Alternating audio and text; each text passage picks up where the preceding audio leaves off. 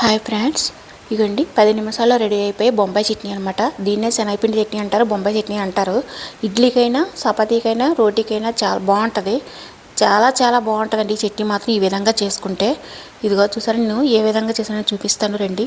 అయితే దీనికి 2 స్పూన్లు శనగపిండి అనమాట, అలాగే 2 టమాటాలు, ఎండుమిర్చి, జీలకర్ర, తర్వాత పోపులు అనమాట, మినపప్పు, ఆవాలు, కొత్తిమీర, పచ్చిమిర్చి, టమాటాలు అనమాట,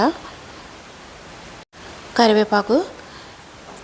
నెక్స్ట్ మనం పోపు వేసేద్దాము. పోపు వేసేటప్పుడు ముందుగా పాత్ర వేసేసి పాత్ర పెట్టి ఆయిల్ వేసి మరిగిన తర్వాత ఇలా పోపు వేసేసుకోవటమే.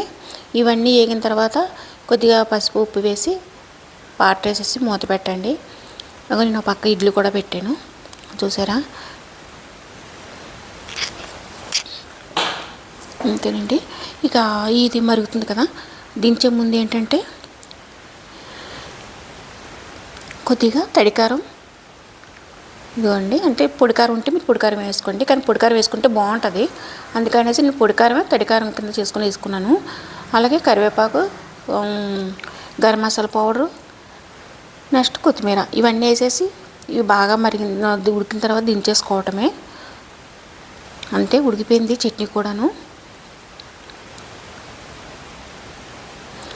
ఇదిగోండి చూసారా, బొంబాయి చట్నీ అనమాట. దీన్ని శనగపిండి చట్నీ కూడా అంటారు, కానీ ఈ విధంగా చేసుకుంటే చాలా టేస్ట్ అండి. ఎంత బాగుంటుంది అంత బాగుంటుంది. మీరు కూడా ఒకసారి ట్రై చేయండి.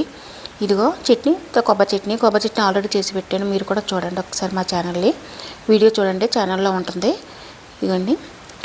అలాగే మా వీడియో మీకు నచ్చితే లైక్ చేయండి, మా ఛానల్ సబ్స్క్రైబ్ చేసుకోండి. Thank you for watch.